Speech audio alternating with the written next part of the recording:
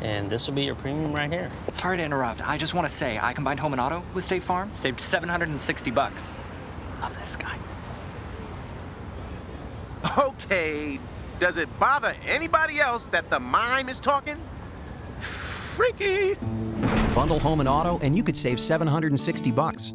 That's 760 good reasons to call Bill Thompson in Indiana or Jen Hoffman in Homer City.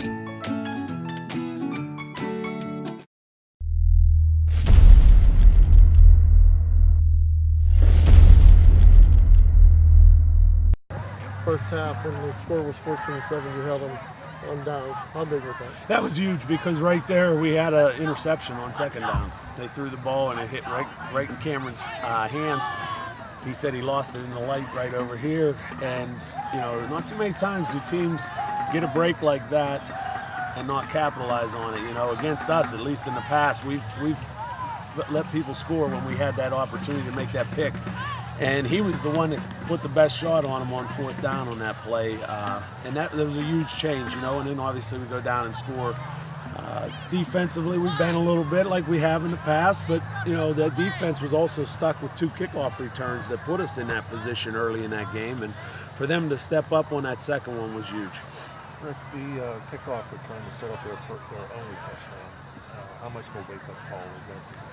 I think it was a way. I'm not going to lie. I told him before the game, and I think a lot of it deals with Rodez because he is our leader.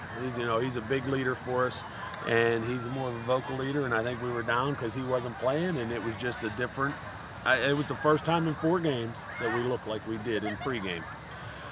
Offensively, we were good enough to go down and score, but defensively, you know, our kickoff team. There's some of those guys that don't play a whole lot of defense on that group, but there are definitely some that start. And we got to make sure we understand the importance of those kickoffs. And Andrew did such a great job kicking the ball today. It's just a shame those first 2 were set up like they were.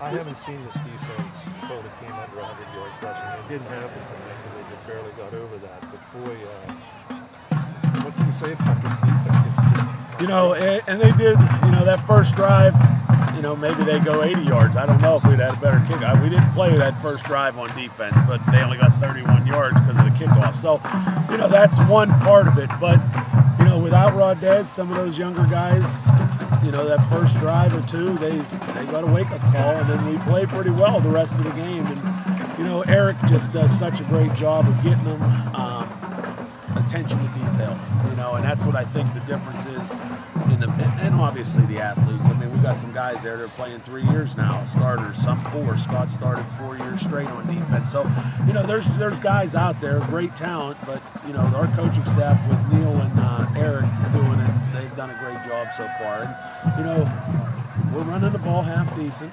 You know, we're sticking to the run. It makes a big difference when you got a lead. And, you know, in the past, we threw the ball because we couldn't run. And this year, you know, we've gotten a little bit better opportunities up front running.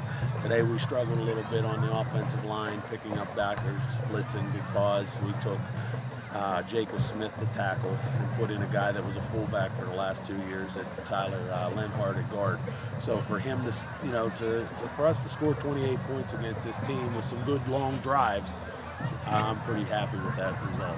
You ran the ball well, but Scotty had a great night throwing the ball. Yeah, he did. You know, other than that pick, and they baited him. You know, that was one of those ones that they saw it coming, and then you know, Smith's a good outside backer, and you know, Jones put some pressure on him on that play, and he threw one.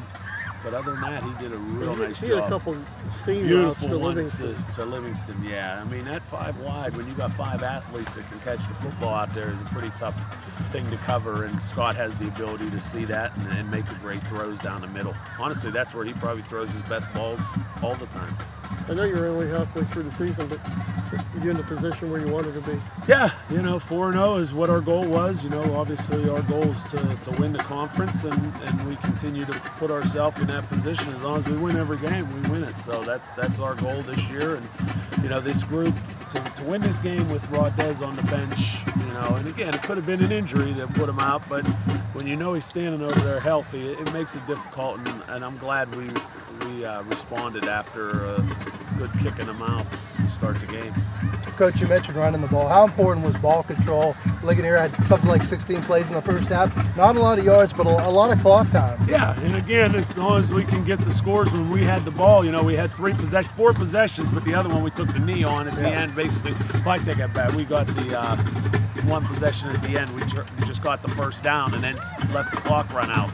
But they really, you know, we had the ball 3 regular possessions that we tried to score, and we scored on all 3. So you just, as long as you're doing that, you know, they can have the ball as long as we're the ones putting it in the end zone. We're happy.